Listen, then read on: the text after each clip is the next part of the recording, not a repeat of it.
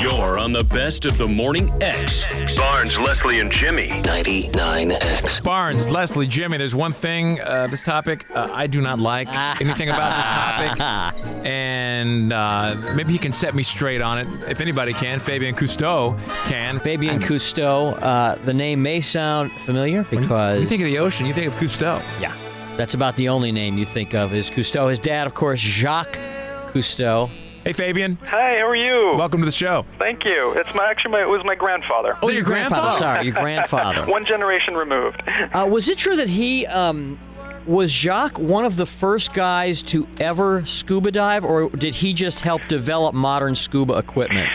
He was one of the pioneers of scuba diving. He actually co-invented with Émile Gagnon the modern regulator, which allowed everyone to go scuba diving. I began scuba diving about 2 years ago, and I can't. It's one of those things that you really can't describe to somebody who's never done it. Words just don't describe what it's like being down there. It's such an angelic experience. You feel like you're in a fantasy, being able to fly all over this mysterious world. It's an amazing feeling. It's a weightless, amazing feeling. And you really don't need to be a good swimmer necessarily to be a good scuba diver. Oh no, not at all. As a matter of fact, we taught a 83-year-old lady how to dive the first time ever, and she did quite well. I've got to imagine with your background, you were like in the water and swimming and diving when you were probably 1, right? Yeah, really. Well, I've been diving since I was 4. Exactly. And I've been on expeditions with my grandfather and my father ever since then. Well, at least my first one was on when I was 7, and then ever since 12 years old, all the way through my 20s. Fabien, sharks are scary. You're hearing so many more shark attacks, and I'm sure they've been going on, but we're hearing about so many more. Mm-hmm. I think how do hit you the know? Key point. We're hearing so many about so many more, but the actual statistics point to the fact that there really aren't any increases in sharks. We're more conscious of it, and a lot of times the media, such as last year, focused on sharks because there was nothing better to talk about. And it is a fantastic and quite scary experience, even listening to sometimes one of these shark incidences. Of the shark attacks that are reported, and of course you're not going to know an exact figure, what would you imagine the percentage of all shark attacks, what would you imagine were completely unprovoked? On average, about 80 a year. There are about 80 unprovoked shark attacks a year. 80% of them are unprovoked? 80, the number 80. Total of 80. Right. Yeah, it's an average. It's between 70 and 84, 85. Of how many? And what percentage is that of all shark attacks a year? The point I'm getting at is people think that sharks are just swimming around looking to attack people, and that's not true. They're usually provoked. Well, yeah, I mean, there are probably another few dozen that are provoked either by fishermen or people pulling on their tails or whatever.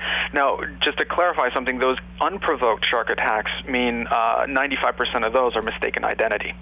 Meaning we put ourselves in a situation where not one or two factors, but a whole set of factors make us look, feel, smell like a potential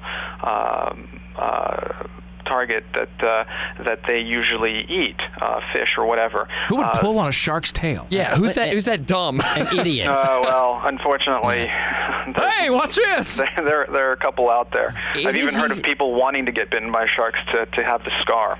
That is really, God. really Psychos. dumb. Yeah, no, not too smart. I mean, I wouldn't pull a strange dog's tail, so it's interesting to me that people, and unfortunately we pass the blame off onto the shark, but the shark's been here for over 400 million years, and we are encroaching on their realm. We're in their territory. And usually under circumstances that we should know better, and we... it's usually dawn and dusk and splashing around, and a lot of times murky waters, and there's usually a fishery or someone chumming or fishing nearby, and it's a perfect formula for a mistake. Fabien, I'm of the Jaws generation. I was brought up, and that was the whole way I learned about sharks, my only exposure. And every time I go to one of these aquariums, they have sharks there, and I'm always disappointed. Are there sharks out there that are as big as Jaws? Disappointed. Yeah. Are there great whites that big? Are there ones that big? Well, great whites aren't kept in captivity because they're such fragile creatures. They don't survive in captivity. So you probably have never seen one in a tank. No, he's saying out there, just out there in the ocean. Yeah, there are great whites in the ocean. Of course, big? they're all over the world, but most notably in cold waters and usually in deeper waters, which is one of the myths about great whites. And I'm glad you mentioned Jaws, because that was kind of the fuel.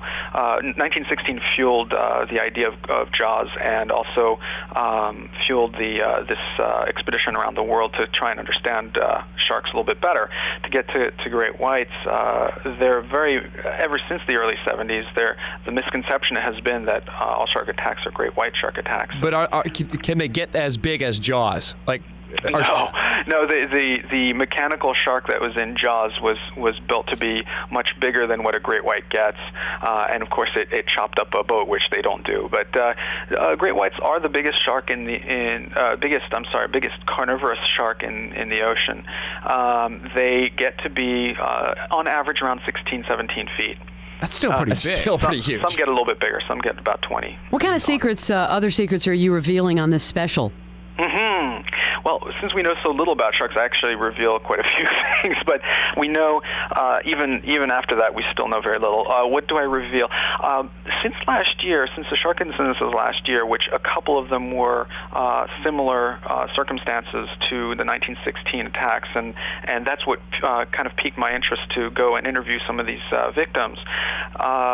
We've been able to unveil a little bit more about why there were attacks in fresh water, and who it was. And up until last year, we didn't know that bull sharks, or not we, but the general public, didn't know much about bull sharks. And so we try and shed a little bit of light on that, and how they're able to survive in fresh water, and what their patterns are. And hopefully it'll bring a little bit of light on sharks. Very sad story in the news over the last couple days about all the beached whales in where is that? Off Cape Cod. Cape Cod. Cape Cod. And they're pilot whales, and I guess they're very common in that area. How do a whole pod of whales, or how does a whole pod of whales beach itself? I can see how one errant whale. How does that happen? It's a really sad story. Whales very, very rarely beach themselves. Sometimes they do, as in the case in Cape Cod these last couple of days. We know very little about that sort of behavior. We theorize, a lot of researchers theorize that it's a behavior where they follow a leader who may be sick onto the beach. There are other theories, such as right now we're doing studies on the low-frequency sonar systems that the U.S. Navy is trying to adopt. There was a case down in the Bahamas very recently where they were testing low-frequency sonar, and just by coincidence, about 24 different kinds of whales and dolphins had beached themselves at the same time. Some of these whales have done it, though, twice. They were tagged, and then they re-beached. Correct. Yeah, it's weird. Correct. It could also be a parasite that's infected their pod, or at least one or two of the leaders, and it is tragic. It does happen. I'm very thankful to see so many people go out there and try and save these animals. It really is a testament to human beings. Fabien Cousteau, grandson of Jacques Cousteau. Gosh, I could talk to you for hours, but we won't. Thank you we so shall much. one day. Thanks a lot very much. Bye-bye. Bye-bye. The best of Barnes, Leslie, and Jimmy. 99X.